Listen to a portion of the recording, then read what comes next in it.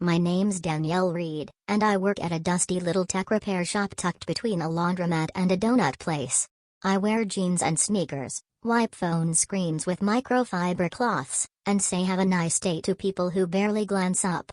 Everyone around me, including my family, thinks I'm barely getting by. They say I wasted my potential, that I'm too smart to be fixing busted laptops. What they don't know is that I sold 2 software startups before I turned 30, and I've got $25 million sitting quietly in trust accounts and investments. I've never needed anyone's praise. But the moment my family found out, they didn't even ask how. They just demanded I give half to my sister. If you like dramatic true stories with a twist, hit that subscribe button and get ready, because this one's personal. Let me rewind for a second. I'm 31 now. But for most of my life, I've been the odd one out in my own family. My little sister Haley was the golden child, cheer captain, honor roll, homecoming queen. She was everything a parent dreams of. Me? I was the quiet nerd with oversized headphones and a love for JavaScript. Our parents doted on Haley like she was a precious gem. I was always the sidekick in every family photo, the smart but weird one. I got good grades, but it didn't matter. Haley got attention. She got praise. She got everything.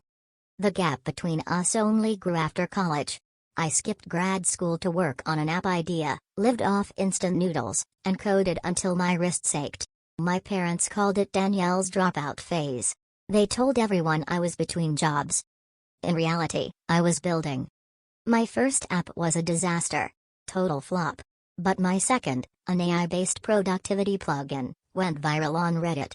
It caught the attention of a mid-sized software firm, and before I knew it, I had a 7-figure exit. I reinvested, teamed up with a friend, and built something even bigger.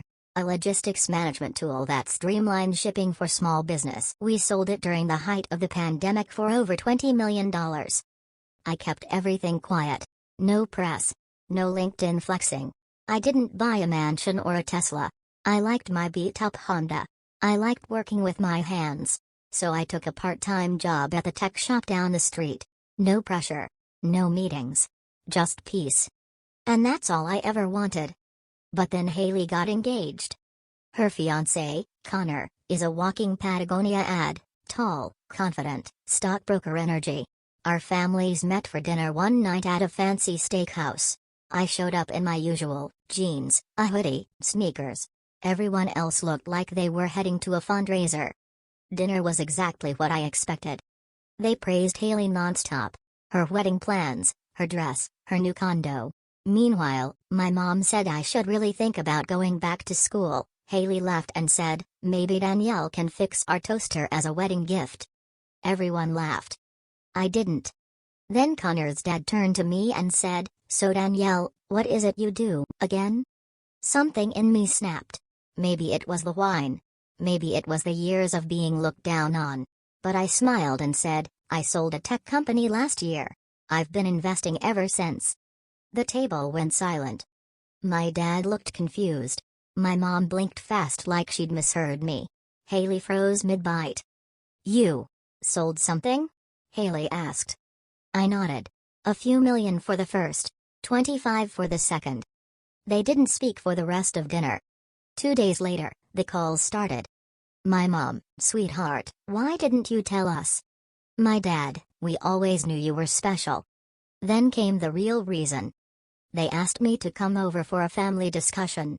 When I walked in, Haley was already there with a binder and Pinterest boards about the wedding. I thought I was being asked to help pick table settings. Instead, my parents sat me down like it was a business pitch. We've been thinking, my dad started, Haley's wedding, and with all the stress and costs, maybe you could contribute. My mom added, she's your sister. And you don't even have a family or kids yet. It just makes sense. Haley didn't ask for a loan. She asked for half. Half my net worth. Over $12 million. I laughed. I genuinely thought it was a joke. It wasn't. Haley got defensive immediately. You never needed that money anyway. You don't even live like you have it. You still rent a 1-bedroom apartment. I'm the one getting married. I want a future. I looked at them all, calmly, and said, I already gave away half. They blinked. To who? Haley spat. I told them I'd quietly donated $13 million to launch a tech scholarship program for underprivileged girls in low-income areas. I created a non-profit to provide free laptops and mentoring to high school girls who want to go into software engineering. The press didn't cover it because I asked them not to. Haley's face turned red. You gave it to strangers? My mom put her hand on her chest like she was about to faint. My dad said, you should have come to us first. Family should come first. No, I said. Respect comes first. They exploded.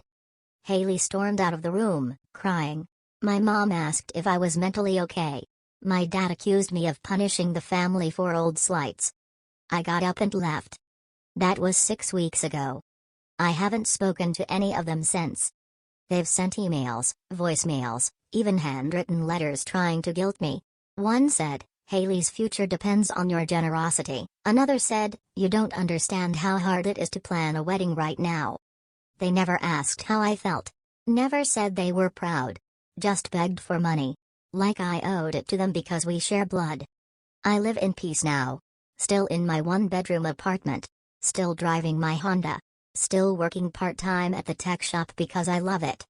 But now, I know. They never saw me for who I really was. Just, I don't regret the scholarships.